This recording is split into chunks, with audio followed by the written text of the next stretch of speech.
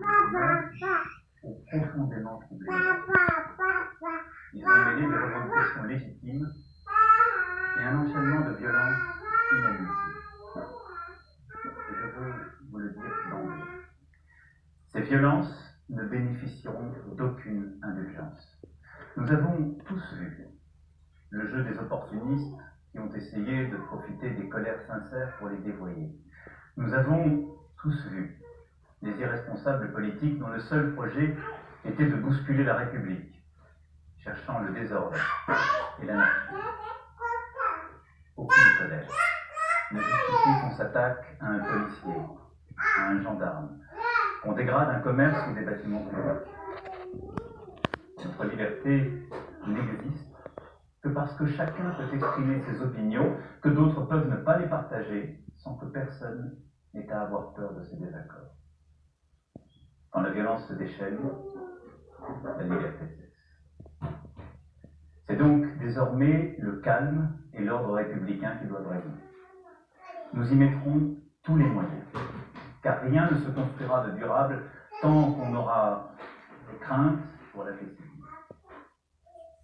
J'ai donné en ce sens au gouvernement les instructions les plus rigoureuses. Mais au début de tout cela, je n'oublie pas qu'il y a une colère, une indignation.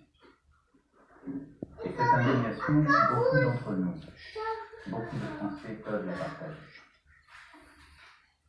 Et celle-là, je ne veux pas la réduire aux comportements inacceptables que je viens de dénoncer.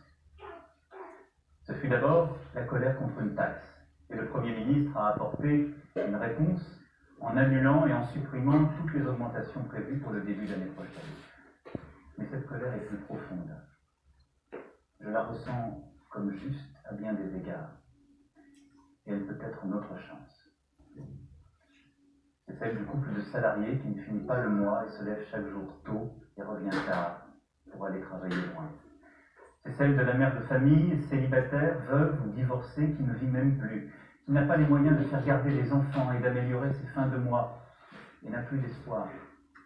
Je les ai vues, ces femmes de courage, pour la première fois disant cette détresse, sur tant de ronds-points. C'est celle des retraités modestes, qui ont contribué toute leur vie et souvent aident à la fois parents et enfants et ne s'en sortent pas. C'est celle des plus fragiles, des personnes en situation de handicap, dont la place dans la société n'est pas encore assez reconnue. Leur détresse ne date pas d'hier. Mais nous avions fini lâchement par nous y habituer. Et au fond, tout se passait comme s'ils étaient oubliés, effacés.